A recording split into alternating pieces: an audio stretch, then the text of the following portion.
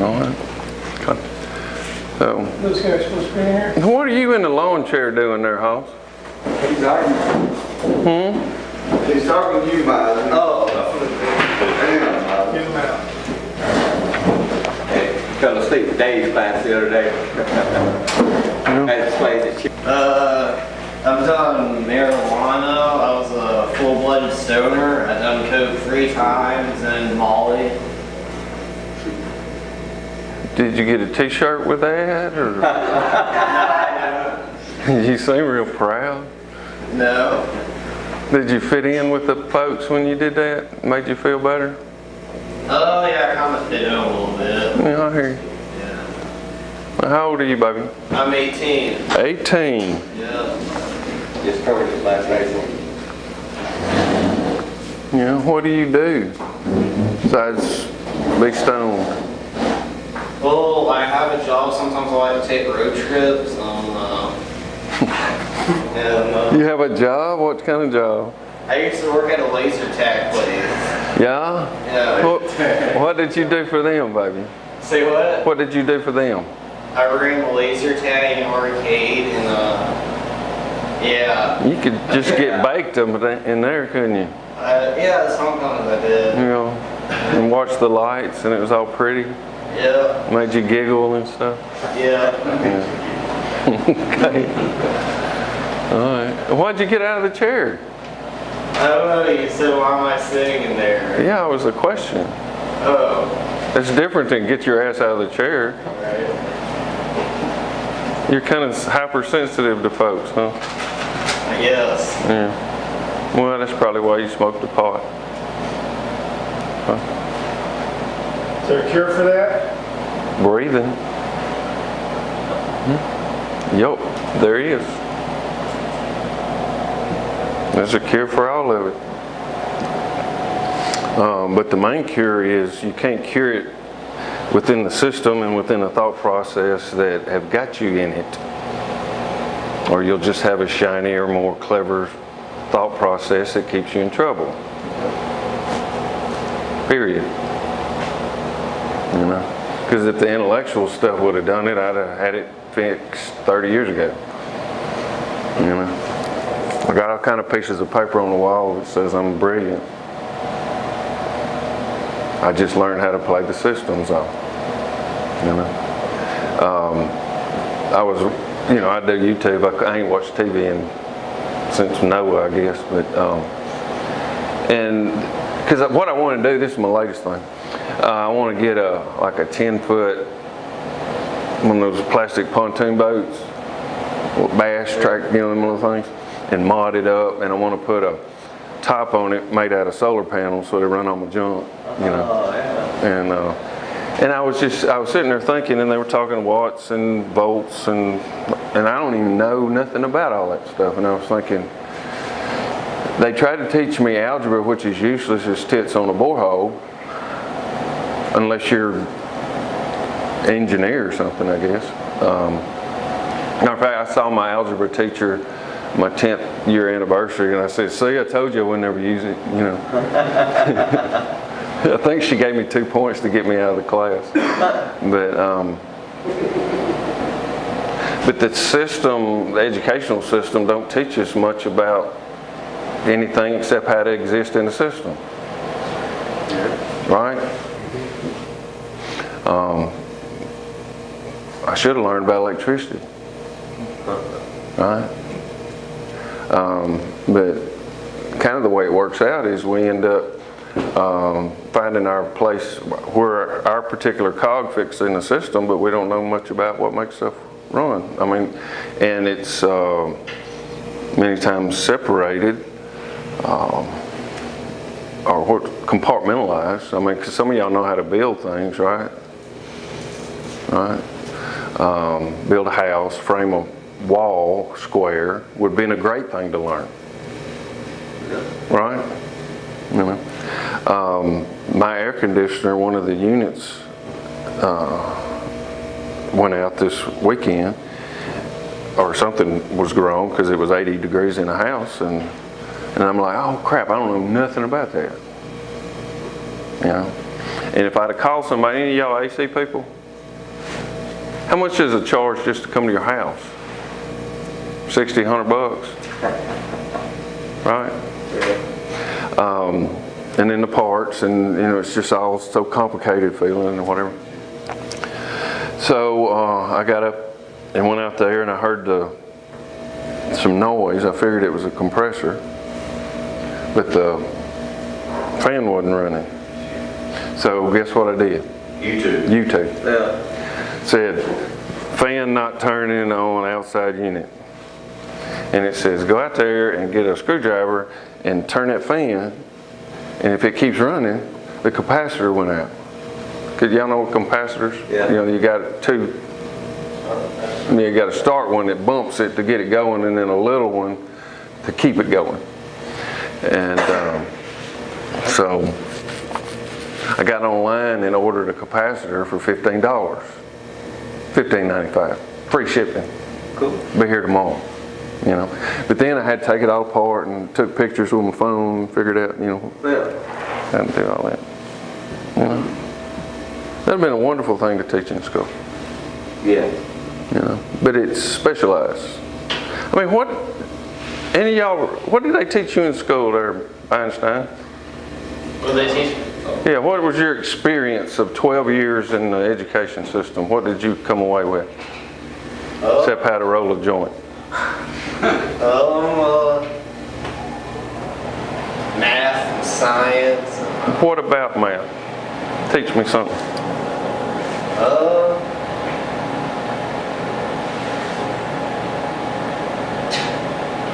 You just know that it exists. Right. Okay, and science If exists. you give me an equation, I can solve it. So you can solve like trigonometry stuff or algebra stuff? Trigonometry, like algebra, and maybe a little bit of geometry, but I do still on that. I was more of an algebra type person. Okay. And how do you put that to use in your daily life? Well, geometry, for instance, if you're building a project. Well, no, how do you put it to use in your daily life? Because you said you were an algebra person anyway, so not geometry. Algebra, like money, when you're counting money at a register. And, You solve for X to count money? no. Because counting money is good to learn, Right. But most kids that's running in McDonald's don't know how to make change, Right. So you didn't learn much of nothing. I mean, I did, but I just don't use it in my daily life as much. So it's a fiction. Right. It's like playing Pokemon Go. It has nothing to do with the real world. Right. Right? Right. In a similar fashion, that's how we learn religion many times. We learn ideas about God or theology or whatever. And some of y'all been in church 50 years and still going, what the hell is this about? I don't really think God's that snaky and trying to hide from us. Personally. But we are so disconnected from the real world. No wonder we're screwed up.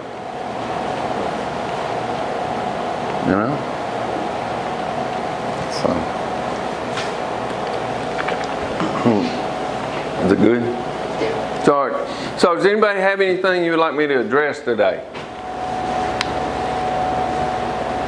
The Trinity. I'm having trouble with believing God and Jesus are the same being. I believe they're separate. Okay.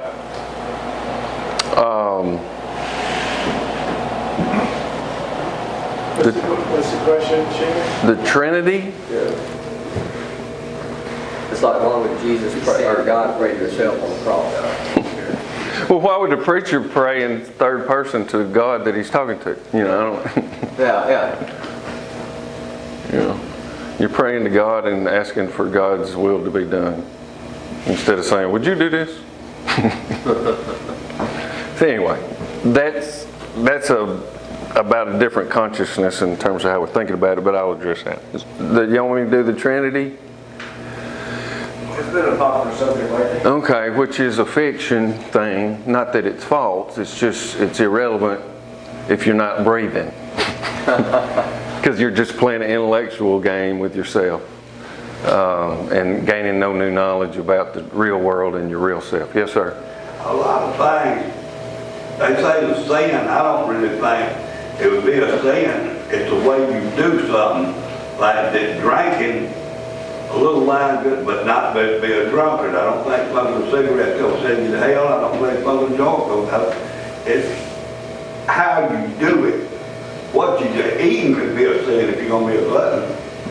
You know, it's a lot of things not different. It's a people, well, that's a, you know, I was in Southern Baptist and everything was thinking about. But, you know, Except eating.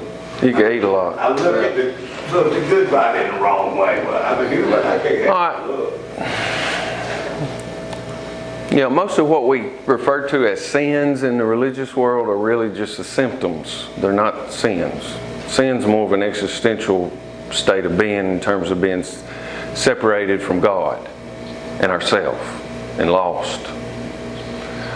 And then out of that, because we're separated from God and ourself, and we don't really know who we are or who God is, we just act on what people tell us. We don't have any personal knowledge. We just believe and then walk blindly in the dark. Because the issue is not, is your belief right? The issue is knowing. Because it's knowing the truth that'll set you free, not believing the truth. Does that make any sense? Do y'all hear the difference? It's very different. Believing is about intellect and ego. And that's fine to get started. Okay? But God's intention for us is not to spend the next 40 years still believing the same stuff and not knowing anything different. Okay? No, there's nothing. All things are permissible, Paul said. You can smoke a joint if you want to, I don't care. You know, that's not the... It's not profitable though, he says. All things are not profitable, they're not good for you. They... The things you mentioned can become addictions for folks. Okay? And they become enslaved to them. The enslavement is the sin part. Right? Where I'm controlled and I'm dependent and I live in fear. Even if I'm living in fear of running out of pot. It motivates me and becomes the center of my existence. I know I got a quarter ounce, or if it's beer, I know I got a 6-pack in the refrigerator, or I got 2 left. Any of y'all know what I'm talking about? Yeah. You know.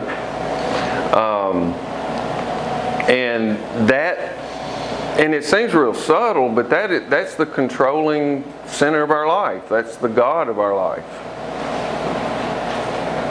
You hear me? Yeah. That's the sin part. It's not ingesting this substance or that substance, or I mean, some of it's just retarded. Some of y'all was smoking Drano and shit. You know.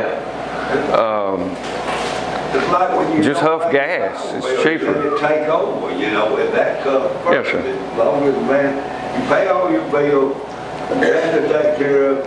And if you got the world 70% work, you want to see it 70% of your time fishing, and you can afford it, then that's what you ought to do. Not let something control you, you know. But even past that, what I would say is we can be perfect citizens in this world and still have, perfect, respectable, moral, according to culture and stuff, but still have this sense of something's not right. I'm incomplete. Life ought to be different. And that feeling in us, many times we mask it or numb it with those different things. Right? Sometimes we even go to church as an addiction to mask that. We want to go get our weekly chill bumps or whatever. You know, when you was raised Baptist, we thought the preacher was great when he dogged somebody out. Boy, he stepped on our toes today. You know, just saying, quit being fat, quit being ugly, quit picking your nose at the table. I mean, just this list of stuff you were supposed to quit and conform to. I ain't dogging Baptist. Baptist fine. But there were very little, at least in my experience, understanding or knowledge of how do I answer that thing in me that says something ain't right. And I went off in search of it. You did with your pot and all your whatever you did. You were trying to satisfy that dissatisfaction in yourself. Anxiety or self-doubt or whatever it was. And when you smoked your reefer, you felt better. Right? Right. Okay? Feeling better is God's will for you. Right. Feeling at one with yourself, at peace inside your own body is God's will for you. That's what He designed you to be. Okay? But when I'm chasing the pot, I don't learn how to do that. Pot becomes my God rather than God being my God. Or something else, whatever it might be. It could be Alabama football. Some people wakes up with a heart on every day now because they're about to start. You know, which is fine. But it's boys running around a cow pasture with lines on it, and has very little to do with anything important. You know, it's another distraction, or can be. I played college football at Louisiana Tech. It's not that big a deal. I practiced, let me put it that way. You know, some people were born big and fast and whatever. Who cares? You know. So, in answer to the thing about the sin, try to maybe think about what is sin. Sin is that they call it falling short or missing the mark thing. To make it more personal, it's that existential, that very personal feeling that things ought to be different. I ought to be different. That's the sin, not what you do. Okay? Because if you feel that and that's the sin, and you go smoke a joint to make you feel better, or you just go to church and jump up and down to make you feel better, both of them are sins in the same way. If we're not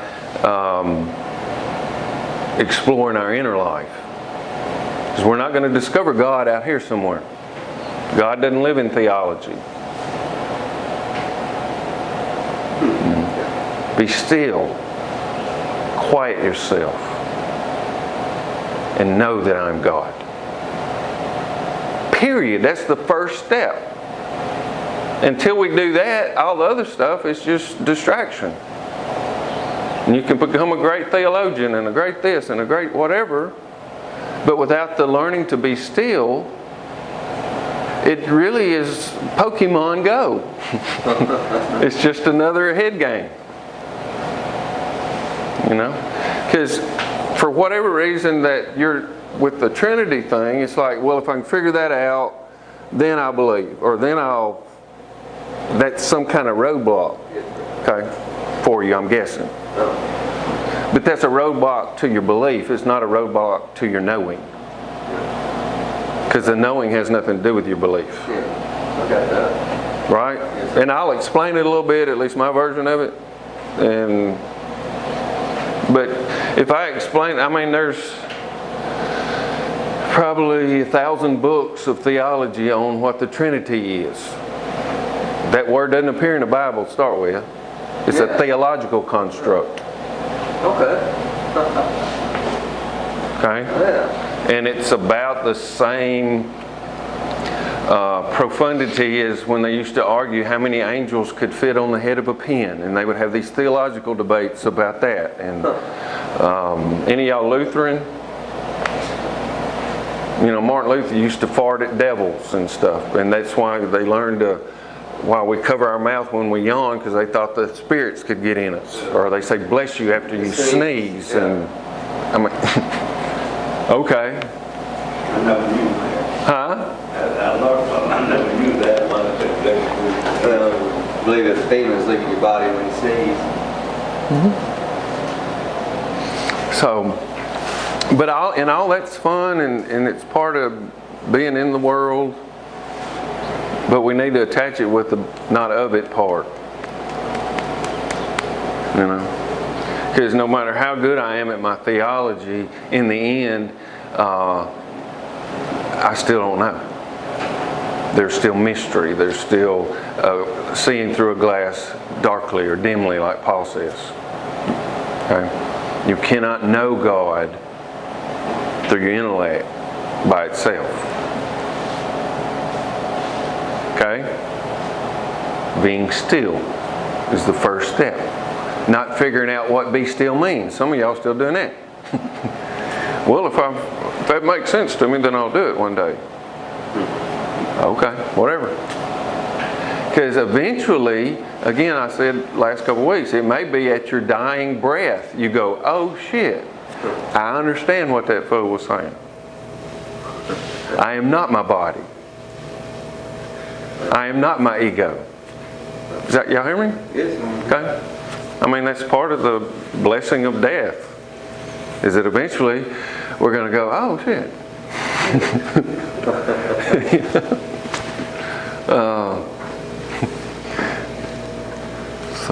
Okay, Trinity.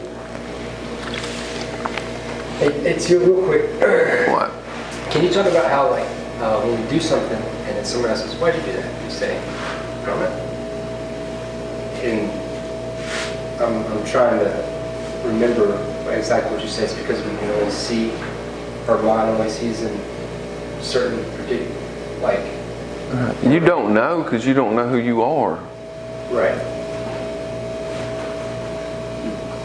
And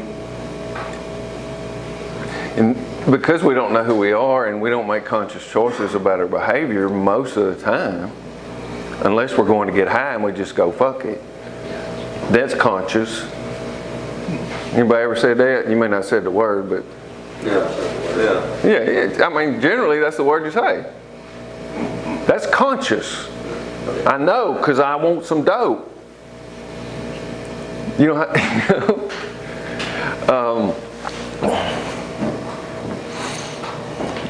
how many hours have you spent with me in class and stuff? What? Have I said anything different really since you've known me? Not really. No, same stuff. Pretty much. Huh. Have you started practicing the breathing stuff? Yes. Okay. And what has been your experience of that? I find more times now than, because I tried it before when I was here in February and I didn't do it as much as I should have, but this time I'm doing it a lot more. And I'm finding in certain social situations that it's okay, like all those thoughts that I was thinking, all those anxieties were just lies for myself, and it's okay. I mean, it's really okay. There's nothing to be worried about. I mean, and really, those thoughts that I had, who gives a fuck? I mean, and in a sense, you know. It's Pokemon. Yeah. That's what I mean. It's just Pokemon. It's the game. It's imagination. It's just Pikachu right over there. Mm-hmm. Can I catch him? Mm-hmm. No, let him go because it's irrelevant. Just let him go. Watch them little thoughts like Pikachu. Just go, there he goes.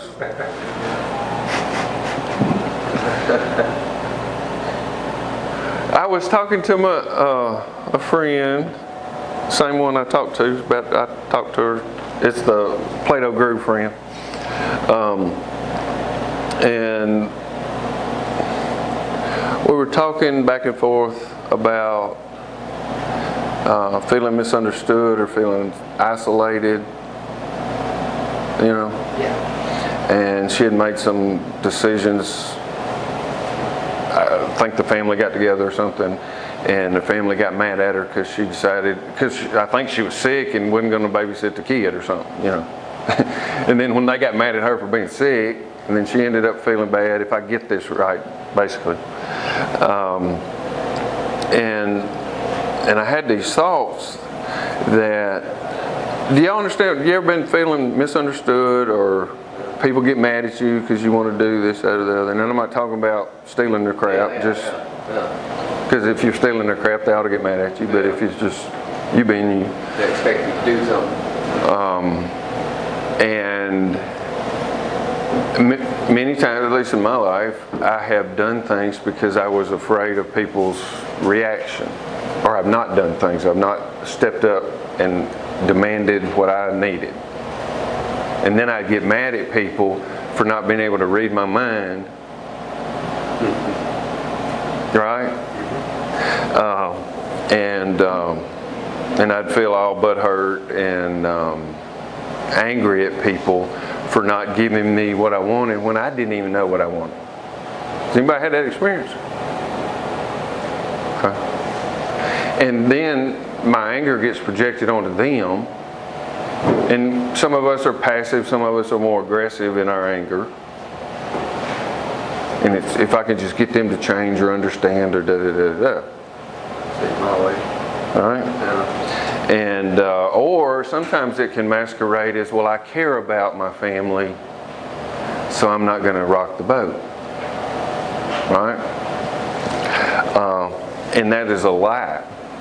Because more times than not, it's not that I care about them, I'm afraid of their response to me, that they may reject me or hold me accountable this way or that way. Is this making, it's right? Because again, I'm projecting my stuff on them. And in the end, I end up feeling angry at those folks in my life for not doing what I'm not willing to do. And that they don't have the power to do. They can't know me. They can't know what I want, especially if I don't, and I don't say it. Right? And it just depends on the pattern that we had coming up. Again, some of y'all don't have a problem demanding what you want or what you think you want, but many times you don't really know. Other folks get more sneaky about it, but it's the same. It's still fear. You know, you don't take people's crap unless you're afraid of something. You know, you don't be Gomer Pyle with everybody unless you're afraid. You know, Gomer Pyle. Hi, what you think? You know, it's all fear. And so, how long have you been playing with that, baby? Okay. The more that you do that, I mean, it's just been a week out of 25 years, 26 years, you know. You know, you didn't even learn how to not shit your pants in a week, so, you know. Because the main step is you observe it. Become aware that it is. You know, it's not like a lightning bolt's going to flash. It may one day. But becoming more aware of just the anxious processes in you. And you begin to identify them and go, oh yeah, that's pokey chew or whatever. Or, you know. And as you begin to identify it and separate yourself from it, you'll have dreams, or you'll have these weird memories of when you were 5 and that happened there, and the patterns will begin to emerge, but it's prerequisite on you paying attention to it, rather than all this stuff in your head and trying to you know. I mean, when I started studying the psychology, it was because I figured if I got the right psychology book, I could figure me out. And I'm fluent in 5 or 6 different psychological theories, and I can write papers on them and talk about them, but until I began to do this process with myself, I didn't know nothing. You know, outside the fiction. You know, I could have been Dr. Dick if I wanted. You know, and got up in front of the class and told everybody, study this and learn that, and they go, oh. You know. And then all those little 20-year-olds, 26-year-olds would have thought I was the guru and had all the knowledge, but that's not so. And then when they got 50, they go, well, that old bastard. You got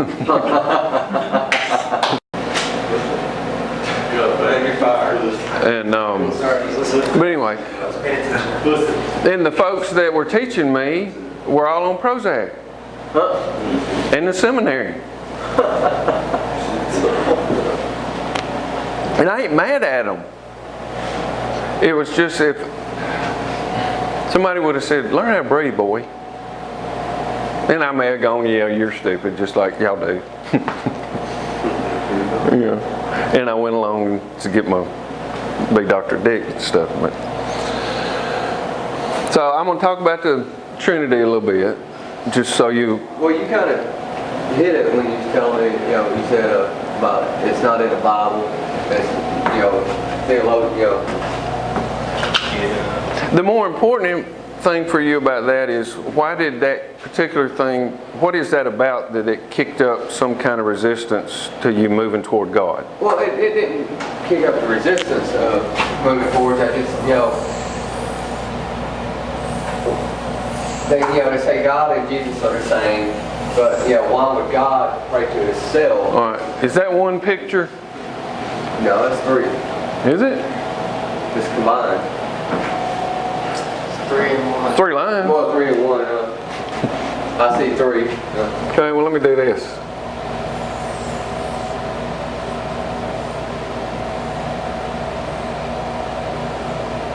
All right. If you stare at this long enough, can y'all see it back there? It's a cylinder. Yeah. Well, it's either a cylinder that you can go in this way or a cylinder you can go in this way. Yeah. Do y'all see it moving? Hot boy, you see it? You'll be going, I'm tripping. This is cool. It's better than weeds. Or this is saying.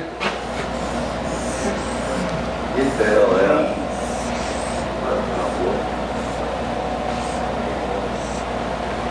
Put a hole in. You know, it's either. One way to the other. That way and that way. See? And that's an illusion because it's just lines. Yeah. It's about perspective and about where you're paying attention to. It looks different. Your perspective doesn't make a damn bit of difference about what this is. But we could sit around and argue about my perspective's right and your perspective's right, and we're just has nothing to do with the reality of this, right? It has to do with our data inputs and our ability to comprehend. Okay? So if you put this, make it 3, it's still doing the same thing. Because if you look at it, one of the circles will pop out. Just look at it. You see? Depending on which circle you look at, that circle pops out. Based on your particular perspective, which doesn't make a damn bit of difference about the reality of this. Does that make any sense? Yes, sir. Okay. Now this is a badly drawn, I think it's a Celtic symbol of the Trinity. Yeah. And probably if you took these parts of the circles off, it'd be the same thing. Okay. And they're trying to represent a 3-in-1 idea. Yes. Okay. It's one, but depending on how you look at it, or it's one, but depending on how you look at it, you can pull 3 things out of it. Yes. Okay. We got the Father, Son, and the HS. All right. The meat, the feelings, maybe consciousness.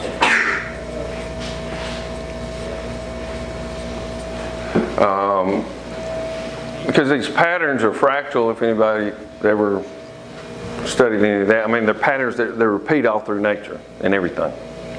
Okay. And this is one of them. It's also in our nature. There's a part of you that only you have contact with. I can't touch it, feel it, taste it, smell it, right? You can't experience my feelings, right? All you can see is the incarnation of mind or consciousness or whatever and emotion. If you're talking about teal. right? Yes, sir. They're all three part of me, but they're not all me. Yeah. One of them separate from each other is not me. It's all of them. And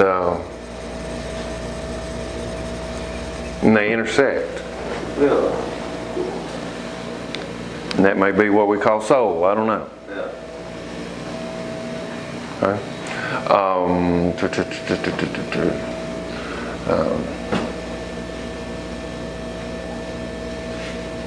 And most of the time, we tend to go to one or the other one.